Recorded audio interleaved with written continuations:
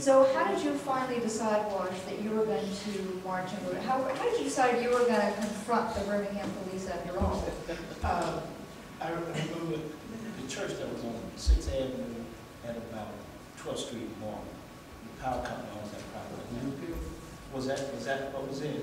Yeah. Well, this particular Sunday, they marched from there, and people had gathered on both sides of the street. And yeah, we had kind of meandered and made our way over to where they were demonstrating at, and we were kind of standing around in the crowd, and I saw Gertrude again. Gertrude, that's my hero. She was my homegirl, so she grew up in the project and in Levinson. Can you speak up? Yeah, Gertrude was my homegirl, and they were arresting Gertrude. And 2 or 3 things happened that day that kind of pushed me into it. One, the singing. If you wanted to stay away from the movement, don't go listen, because the singing would just pick you up, and before you know it, you're singing to it, and then you feel it, and you understand it. We were very religious. There were no atheists, I don't think, in back in the everybody went to church. And so we sung these songs. And one of the things, and I'm going to be short, but one of the things that I believe in is, it might be irrelevant, but anyway, is that we went to church on Sunday, choir rehearsal, and on Thursday, and we went to Sunday school. Every week we went to Sunday school. And every week in Sunday school, we were taught that if God was on your side, it did not matter. It did not matter what. Shadrach, Meshach, and Abednego. Daniel and the lion's den. David and Goliath. These are the stories we were raised on. We were taught this from the time we were in the junior class, and then the senior class, and then the adult class. But that's what we were raised on. And so that singing lit that fire. And all of a sudden, you're in it. And so this guy threw a bottle over from behind the crowd. He threw a bottle.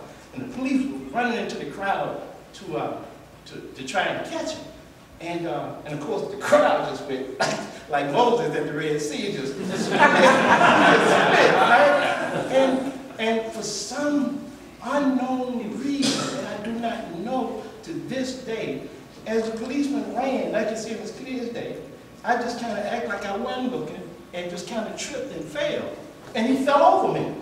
And he jumped up, and the guy got away. And for a long, long, long time, I would tell folks I shot the police a block. You know, it was one of the proudest moments in my young life. You know, that I felt like I had done something. Right. And you know, after that, we would go, and sometimes we would rob, but we always would get caught up in the singing, and we loved the singing. And so we would go down wherever the demonstration was going to be.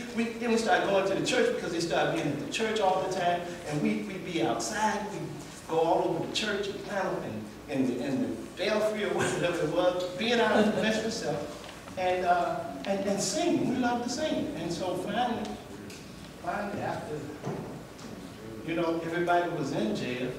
If you wanted to talk to everybody, you had to go there.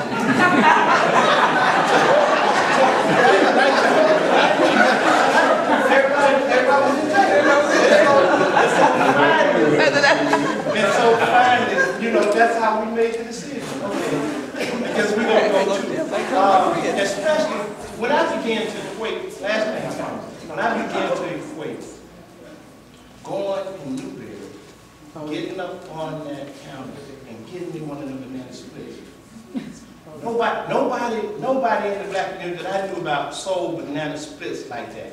And sit there at that counter. And I always wanted to do that. And when at some point it was like I had an epiphany that if we get integrated, we could go in Newberry. And truly, I mean, it sounds petty now, but for a child, you'd be surprised at the things that are important to children. And so that always sticks out in my mind that was the one thing I really wanted to do.